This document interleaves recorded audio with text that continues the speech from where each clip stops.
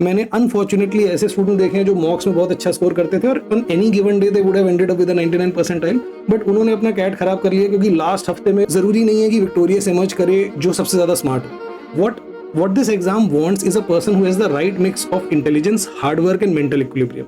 Cat में 99 percentile भी लेके आते हैं ना, उन्होंने भी जरूरी नहीं होता कि पूरा सिलेबस किया हुआ है, वो भी 70-80% सिलेबस करके। अगर आप बोलोगे नहीं सर 10:30 बजे नींद नहीं आती, आप 10:30 बजे लाइट बंद करके लेट जाओ और उसके बाद लेटे रहो, नींद नहीं आएगी ना आए, जितने बजे भी नींद आए आपको अगले दिन 6:30 बजे उठना है। अगर आप सुबह 6 बजे उठे हुए हो, क्या आपका जो मेंटल अलर्टनेस है, आपका जो मेंटल परफॉर्मेंस है, कैन इज इट पॉसिबल कि 4:30 बजे आपका परफॉर्मेंस उतना रहे? एक रीजन है कि हम वो शेयर करते हैं। We understand this subconscious nature of mind. ये अगर आप रोज करके देखो ना, आप देखना कि 7वें दिन आपका इफेक्ट क्या होता है माइंड के ऊपर, और मुझे बताना फिर आप कैट के बाद। तो if you think you will lose, you are already lost. अगर आपको लग रहा है ना बट सर मेरे अंदर कॉन्फिडेंस नहीं आ रहा, फेक करो इस कॉन्फिडेंस को। आपको कॉन्फिडेंस नहीं आ रहा, ये आपको पता है, ये सामने वाले को नहीं लगना चाहिए।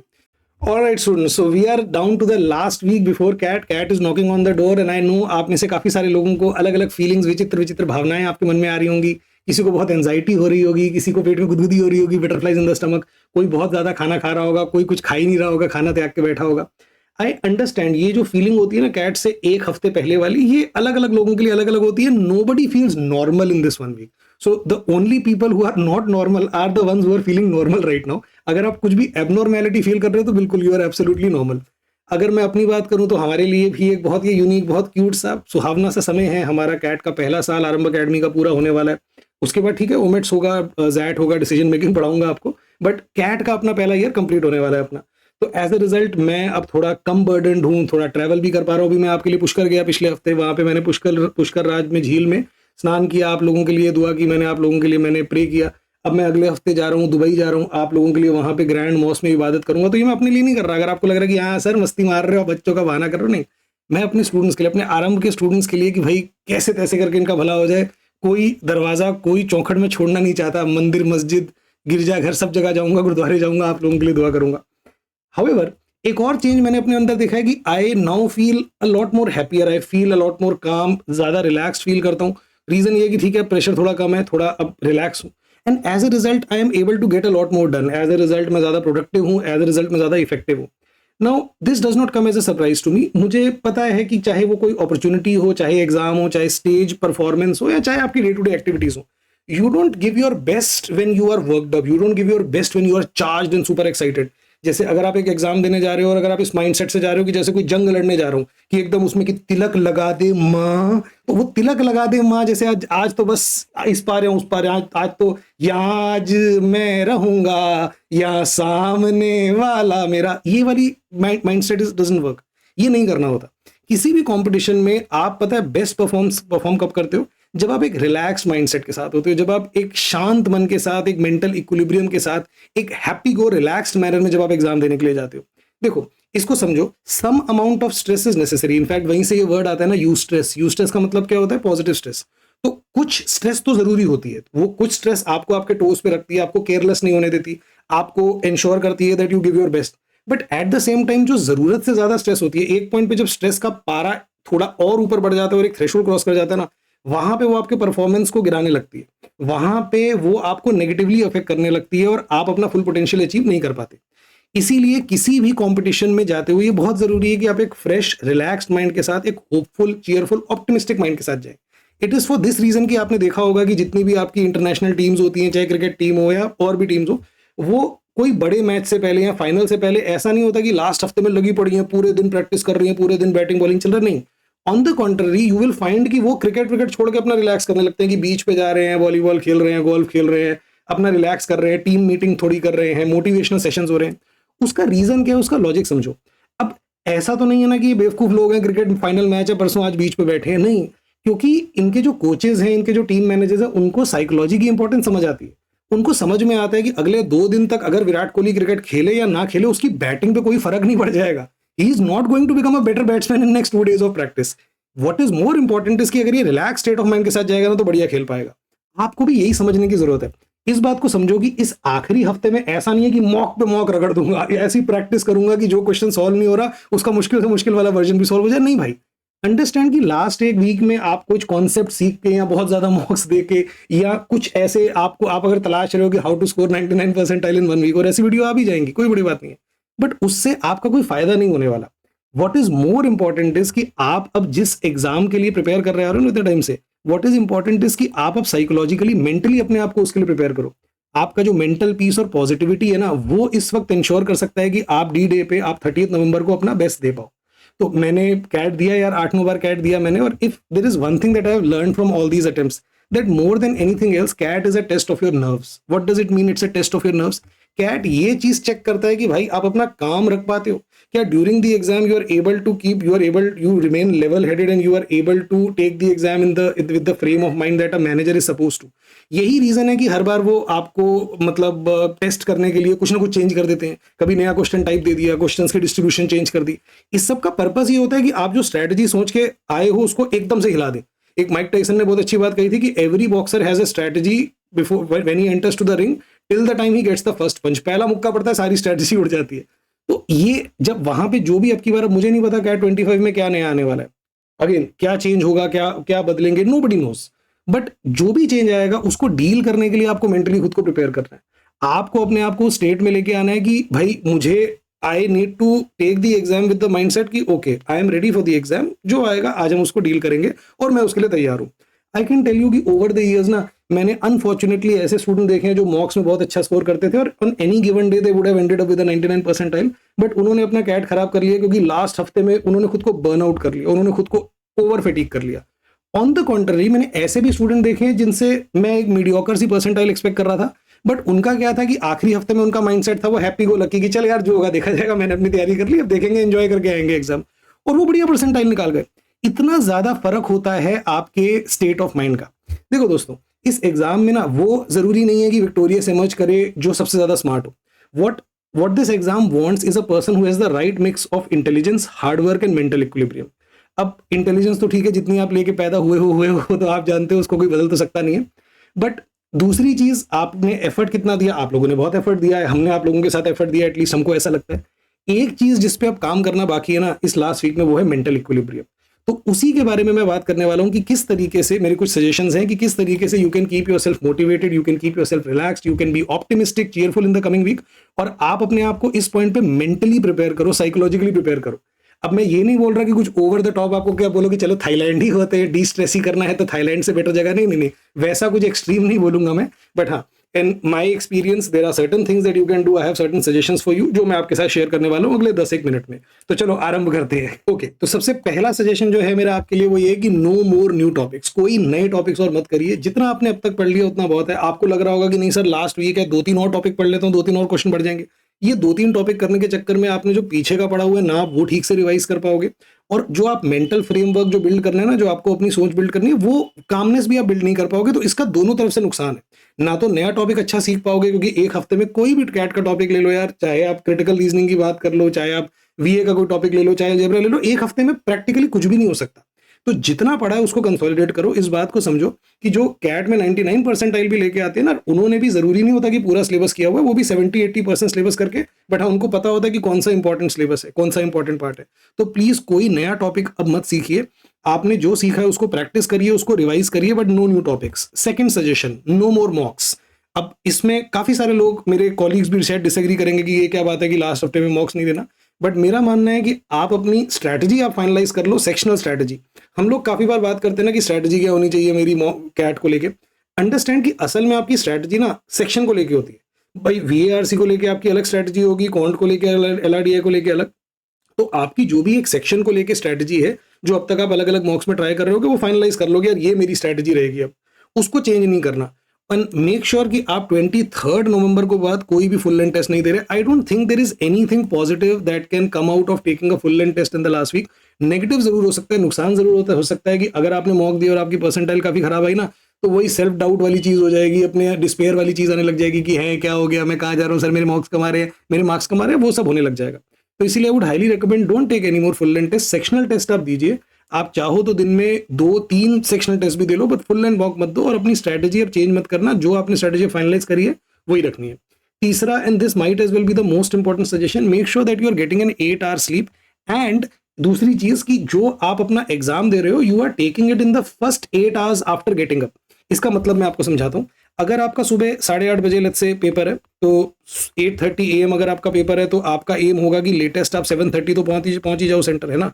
अब आपका घर सेंटर से कितनी दूर है, अलग अलग लोगों के लिए अलग अलग हो सकता है। लेट्स से किसी को 6:30 AM उठना है, तो 6:30 AM उठे, 7:30 बजे सेंटर पहुंचे, 8:30 बजे वाला आपका स्लॉट है। नाउ इमेजिन अगर आप रोज रात को नॉर्मली 2 बजे 3 बजे सोते हो और कैट से पहले 29 नवंबर को भी आप 2 बजे सोए, तो फिर तो आप 4:30 बजे 4.5 घंटे सो के कैट देने जा रहे होगे। I can assure you that one way to guarantee कि आपका कैट खराब हो इसकी आप ना हाफ स्लीप लेके चले जाओ देने के लिए। मतलब इट काइंड ऑफ गारंटीज कि आप अपना बेस्ट तो बिल्कुल भी नहीं दे पाओगे। ऑन द कॉन्ट्ररी, अगर आपको सच में पेपर अच्छे से देना है, अपना 100% देना है, तो उसके लिए बहुत जरूरी है कि आप एक फुल 8 आवर स्लीप लेके जाओ। अब वो कैसे 8 आवर स्लीप लोगे, आप रिवर्स कैलकुलेट करो। आपको 6:30 बजे उठना है, तो 6:30 बजे उठने के लिए आपको आइडियली कितने बजे सोना चाहिए था, आपको 10:30 PM सोना चाहिए था। तो ये वाली आदत बिल्ड करो। साढ़े 10 बजे अगर आपको सोना है, 10 बजे लेट के बाई लाइट बंद कर दो। This is the only way. अगर आप बोलोगे नहीं सर 10:30 बजे नींद नहीं आती, आप 10:30 बजे लाइट बंद करके लेट जाओ और उसके बाद लेटे रहो। नींद नहीं आएगी ना आए, जितने बजे भी नींद आए आपको अगले दिन 6:30 बजे उठना है। अब आप बोलोगे सर मुझे तो सुबह 5 बजे जाके नींद आई, हाँ 1.5 घंटे में उठ जाओ। अगले पूरे दिन आप थके रहोगे बट सोना मत। अब क्योंकि आप अगले पूरे दिन थके रहोगे ना, तो आज रात को आपको 10 बजे नींद आ जाएगी। ऐसे बनता है ये वाला शेड्यूल। इस तरीके से अपना स्लीप शेड्यूल ठीक करो। अब उल्टा देखो, मान लो कोई बंदा है जिसका स्लॉट है 4:30 PM वाला, थर्ड स्लॉट है, और वो नॉर्मली सुबह 6 बजे उठ जाता है। अगर आप सुबह 6 बजे उठे हुए हो, क्या आपका जो मेंटल अलर्टनेस है, आपका जो मेंटल परफॉर्मेंस है, कैन इज इट पॉसिबल कि 4:30 बजे आपका परफॉर्मेंस उतना रहे? अरे यार 6:30 बजे तक तो आपको नींद आनी शुरू हो जाएगी। तो इट इज इंपॉर्टेंट कि हम जो अपना कैट दें वो फर्स्ट 8 आवर्स के अंदर दें। मैं अगर आप मुझसे पर्सनली पूछो, मैंने तो जब भी कैट दिया मेरा एम होता था कि मुझे फर्स्ट 4 आवर्स के अंदर देना है। तो लेट्स से अगर मेरा 4:30 बजे पेपर है, तो मुझे होता था कि मुझे 12 के तो बाद ही उठना है। क्योंकि अगर मैं लेट्स से सुबह 10 बजे भी उठ गया, तो 8 घंटे तो मुझे हो गए होंगे लगभग पेपर के बीच में। तो मैं तो इस तरीके से बनाऊंगा कि देखो 4:30 बजे मेरा पेपर है, मुझे 3:30 बजे सेंटर पहुंचना है। दोपहर का टाइम है, ट्रैफिक भी हो सकता है, ज्यादा रिस्क नहीं लेना। 1.5 घंटा तो लेके चलता हूँ। अगर नॉर्मली 1 घंटा 1.5 घंटा तो कम से कम लेके चलूँ, शायद थोड़ा ज्यादा। तो मुझे 2 बजे घर से निकलना है। तो I would not get up before 1 PM। मैं तो 1 बजे के आसपास उठूंगा, क्योंकि 1 बजे अगर मैं उठूंगा तो फिर इट वुड इंश्योर कि मैं 4:30 बजे जब मैं पेपर दे रहा हूँ तो मुझे उठे अभी 3-4 घंटे ही हुए होंगे। So this way reverse calculate कि आपको किस टाइम पे सेंटर पे पहुंचना है, अकॉर्डिंगली उसके लिए घर पे कितने बजे निकलना है, एंड अकॉर्डिंगली सोना शुरू करो। Okay, my next suggestion is that you need a daily dose of motivation. Now how do you motivate myself? उसके लिए मेरे पास कुछ सजेशन है। सबसे पहले watch a motivational movie daily. रोज एक मोटिवेशनल मूवी देखो। क्या आर यू सीरियस सर? रोज एक मोटिवेशनल मूवी देखें? हाँ, आई एम सीरियस। रोज एक मोटिवेशनल मूवी देखो। आई नो आप में से कुछ लोगों को लगेगा कि क्या सर कुछ भी बोल रहे हो आप, रोज एक पढ़ाई कब करेंगे, रिवाइज कब करेंगे? हाँ, तो यही बता रहा हूँ कि जो रिवीजन और प्रैक्टिस वाला टाइम है उसको कम करना है, और जो रिलैक्सेशन और मोटिवेशन वाला टाइम है उसको बढ़ाना है। आप में से जिन लोगों ने मुझसे सैप टेक्निक सीखी, मेरे मेथड्स देखे, आपको स्टार्टिंग में लगा होगा ना कि यार ये बकवास है, ये क्या है, this is so futile, this look so frivolous, ऐसा कैसे वर्क कर सकता है? बट जब आपने फॉलो किया मेरा स्कैनिंग मेथड, मेरे लोकेशिज्म ट्रिक्स, मेरे सैप technique, did you see value in it? आपको लगा कि यार एक्चुअल में वर्क करती है। तो मैं जो सिखाता हूँ, मैं जो बताता हूँ, मैं जो गाइड करता हूँ, उसके पीछे साइंटिफिक बेसिस होता है और ईयर्स ऑफ एक्सपेरिमेंटेशन और एम्पेरिकल एविडेंस होता है। तब बोलता हूँ, ऐसे हवाबाजी नहीं करता। तो अगर मुझे फॉलो करते आ रहे हो, ये वाली चीज बिल्कुल मानो, रोज एक मोटिवेशनल मूवी देखो। आप लोग ना पावर की, सबकॉन्शियस माइंड की पावर नहीं समझते। आप जब एक बार आपके मन में आ जाए ना कि नहीं यार ये हो सकता है, एक बार जब आपको कॉन्फिडेंस आए ना कि यार दिस इज डुएबल, वहां पे ना जो आपके मेंटल रोड ब्लॉक्स है वो खुलने लगते हैं। वहां पे आप वो कर जाते हो जो आपने खुद नहीं सोचा था कि आप करोगे। तो make sure you watch one motivational movie every day. कुछ सजेशंस हैं यहाँ पे मेरी तरफ से। Rudy, Stand and Deliver, Forrest Gump मेरी फेवरेट है। फ्राइड ग्रीन टोमेटोज आपने नाम नहीं सुना होगा ना ये। It's a wonderful life, life is wonderful, pursuit of happiness, 300, Valkyrie, a beautiful mind, Cinderella man, homeless to Harvard. देखना ये होमलेस टू हार्वर्ड आप लोगों के लिए रेलेवेंट भी है। इसके अलावा गूगल करके आप और भी मूवीज ढूंढ सकते हो। आपकी अगर कोई फेवरेट मोटिवेशनल मूवी है तो मुझे कमेंट में जरूर बताना, अगले साल इंक्लूड कर पाऊंगा मैं। ओके, सिर्फ मोटिवेशनल मूवीज नहीं, साथ में मैं ये भी सजेस्ट करूंगा कि आप लोग मोटिवेशनल नॉवल पढ़िए। अब मैं जिस तरीके का डार्क इंसान हूं, मेरे को तो कोई मोटिवेशनल नॉवल वर्क करती नहीं है, मुझे भगवत गीता से नीचे कुछ चलता नहीं है। बट आपको मैं रिकमेंड करूंगा कि कम से कम 1-2 मोटिवेशनल नॉवल जरूर पढ़ लो। वर्स्ट केस में भी 1 जरूर पढ़ लो, हो पाए तो 2 पढ़ो। रीडिंग की रीडिंग हो जाएगी, फ्लो बना रहेगा। और मोटिवेशनल नॉवल पढ़ोगे ना तो वो जो अपना ऑब्जेक्टिव है वो ऑब्जेक्टिव भी अचीव हो पाएगा। कुछ सजेशंस है मेरे पास आपके लिए। You can win, 7 habits of highly effective people, the power of positive thinking. इसके अलावा आप लोगों के पास अगर कोई सजेशन है तो प्लीज वो शेयर करिए। मोटिवेशनल कोट्स पढ़िए। अब आपको भर भर के मोटिवेशनल कोट्स मिल जाएंगे। मैं ये नहीं बोल रहा कि आपको ये दो, ये तीन, नहीं। रोज 1-2 मोटिवेशनल कोट्स पढ़ो। रोज 1-2 ऐसी चीजें पढ़ो जो आपको इंस्पायर करें, आपको अपने पोटेंशियल को अचीव करने के लिए और अपनी एबिलिटी को लेकर कॉन्फिडेंस दिखाएं। आपने नोट किया होगा कि हमारा जब शेड्यूल शेयर होता है हमारे टेलीग्राम ग्रुप में, तो उसमें रोज एक कोट या एक कोई लाइन होती है। अगेन एक रीजन है कि हम वो शेयर करते हैं। We understand this subconscious nature of mind. Okay, my next suggestion is that you meditate. अब before you jump the gun and say ये क्या सर मेडिटेशन, एक हफ्ते में मेडिटेशन से क्या होगा? बहुत कुछ होता है। ऑल्सो मेडिटेशन का मतलब ये नहीं है कि आपको हिमालय पे जाके किसी, जैसे मैं तो ये कहीं एकदम रिमोट प्राचीन मंदिर में बैठा हूँ, बट आपको वो करने की जरूरत नहीं है। You can just sit in A room without your phone, that's important. वरना पता लगा मेडिटेट करने बैठे 1 मिनट में टिंग की आवाज आ गई। आज की डेट में ना आपको सच बताऊं, 10 मिनट बिना अपने फोन के बैठ पाना अपने आप में सुपर पावर है। मैं अपना फोन हमेशा साइलेंट पे इसीलिए रखता हूँ कि I do not want that distraction. कोशिश करिए आप भी ये करें, एक कमरे में जाइए, 10 मिनट बैठ के, आपको कोई जप नहीं करना, कोई मंत्र नहीं पढ़ना आपको। Just sit somewhere and close your eyes and just let your mind wander. आपको कहीं कॉन्सेंट्रेट नहीं करना, जस्ट 10 मिनट आंखें बंद करके कहीं पे बैठो। ये अगर आप रोज करके देखो ना, आप देखना कि 7वें दिन आपका इफेक्ट क्या होता है माइंड के ऊपर, और मुझे बताना फिर आप कैट के बाद। Apart from that I would highly recommend कि आप रोज 30 मिनट्स तक एक्सरसाइज जरूर करें। चाहो तो जिम जा सकते हो, जिम नहीं जाना कोई दिक्कत नहीं, अपनी बैल्कनी में जाओ, just do some free style exercises, YouTube पे कर लो बेसिक एक्सरसाइजेज एट होम, आपको बहुत सारी मिल जाएंगी। आधा घंटा एक्सरसाइज करिए। मैं ये नहीं बोल रहा कि जाके 50 किलो का डंबल उठाने लग जाओ और हाथ की नस खींचवा लो, नहीं, बट बेसिक एक्सरसाइज करिए। अगर आप ऑलरेडी जिम जाते हैं, great, continue that, there is no need to end that, just that don't do something stupid, just don't experiment anything in this last week. अपना एक्सरसाइज करो। जब आप एक्सरसाइज करते हो ना, आपके हैप्पी हार्मोन रिलीज होते हैं, और जब ये हैप्पी हार्मोन रिलीज होते हैं तो इनका इफेक्ट आपके नेचर में, आपके बिहेवियर में और आपके मेंटल परफॉर्मेंस में भी दिखाई देता है। हो सके अगेन, बहुत लोगों के लिए पॉसिबल नहीं होगा, हो सके तो ट्विटर, स्नैपचैट, इंस्टाग्राम, इन सारी चीजों से दूर रहिए। मसालेदार गपशप में, गॉसिप में मत पड़िए। आपको लेकर सर कुछ मिस हो गया, तो कुछ मिस नहीं होगा। इस पॉइंट से लेके 30 नवंबर तक there is absolutely nothing that you need to know जो आपको ऑलरेडी नहीं पता। अपार्ट फ्रॉम दैट, आप रिलैक्सेशन के लिए, अनवाइंड करने के लिए मेरे कुछ और सजेशंस हैं। पार्क जाइए यार डेली, घर में मत पड़े रहिए। One of the ways to shatter your social life and to make sure that you don't have any network, and as well to absolutely shatter your mental equilibrium is to remain holed in a room. आप में से कुछ लोग unfortunately ये करते हैं, पूरे दिन एक कमरे में पड़े रहते हैं, पूरे दिन आप बस एक कमरे में बैठे रहेंगे, कहीं बाहर नहीं निकलेंगे। वो नहीं करना यार, आप कहीं बाहर जाना है आपको। अब कोई ये बोलेगा सर मैं तो दिल्ली में रहता हूँ, मैं तो बाहर जाऊंगा, तो बाहर ज्यादा अनहेल्दी है। इट्स ओके, स्टिल आप शाम को पार्क में जाइए। पर्सनली मुझे पार्क में जो सनसेट से पहले का टाइम होता है ना, छोटे छोटे बच्चे वहाँ पे खेल रहे होते हैं, आई फाइंड इट वेरी रिलैक्सिंग। मैं वहाँ पे जाता हूँ, बैठता हूँ, बच्चों को खेलते हुए देखता हूँ, चक्कर काटता हूँ। तो मेक श्योर कि आप भी पार्क में वॉक्स के लिए जाइए। It's a great way to unwind. You can indulge in your hobby, अगर कोई आपकी हॉबी है, again not some extreme sport, but अगर आपकी painting, sketching, singing, if this anything that makes you feel good, if this anything that makes you feel good and does not harm anyone. कोई बोले कि sir रात को 200 की speed पे मुझे गाड़ी चलाना अच्छा लगता है, वो नहीं करना। कोई भी चीज, चाहे वो reading, sketching, painting, singing, listening to music, do anything that rejuvenates you, do anything that makes you feel good.